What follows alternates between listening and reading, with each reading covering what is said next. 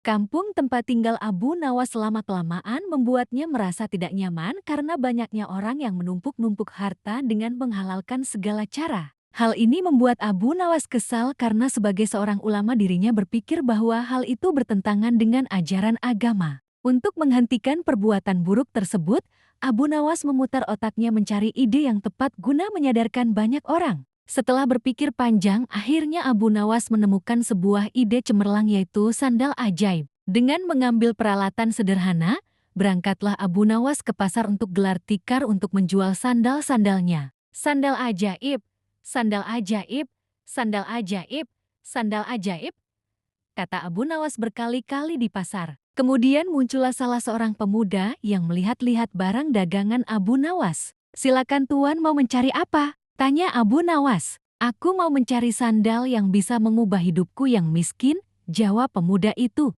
"Apa maksud tuan?" tanya Abu Nawas. "Aku sudah lama hidup miskin dan ingin sekali menjadi orang yang kaya raya. Aku ingin membeli barang yang bisa memberikan keberuntungan," kata pemuda tersebut. Abu Nawas pun memilihkan satu sandal ajaibnya. Ia mengatakan bahwa sandal itu akan membuat penggunanya dari tidak punya menjadi orang yang punya. Dikarenakan tertarik, pemuda itu akhirnya jadi membeli sandal ajaib dengan harga yang lumayan mahal. Pemuda tersebut langsung memakai sandal ajaib itu berkeliling kampung dengan harapan, semoga keberuntungan segera berpihak kepadanya. Akan tetapi apa yang terjadi, harapannya tidak kunjung terwujud. Jangankan keberuntungan, si pemuda malah dikira pencuri di kampung tersebut. Untung saja para warga tidak sampai menghakiminya. Dikarenakan merasa tertipu, pemuda itu kembali lagi menemui Abu Nawas untuk protes. "Assalamualaikum," sapa pemuda itu. "Waalaikumsalam.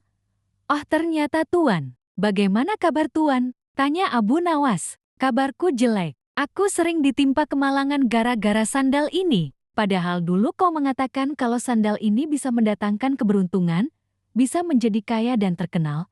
Tapi mana buktinya?" protes pemuda tersebut. "Seingatku, aku tidak pernah mengatakan seperti itu, tuan," sanggah Abu Nawas. "Aku hanya mengatakan bila tuan pada mulanya orang yang tidak punya, maka dengan membeli sandal ini tuan akan menjadi orang yang punya. Buktinya sekarang tuan sudah memiliki sandal ajaib ini," jawab Abu Nawas. Begitu mendengar penuturan Abu Nawas, pemuda ini hanya bisa diam. Ia menyadari bahwa dirinya sedang salah tafsir. "Lalu mengapa kau mengatakan bahwa sandal ini ajaib?" tanya si pemuda. "Karena merek sandal ini adalah ajaib." "Sandal ajaib ya sandal ajaib," jawab Abu Nawas. Akhirnya pemuda itu pergi begitu saja tanpa sepatah kata pun. "Tunggu tuan, aku ingin mengatakan sesuatu kepada tuan.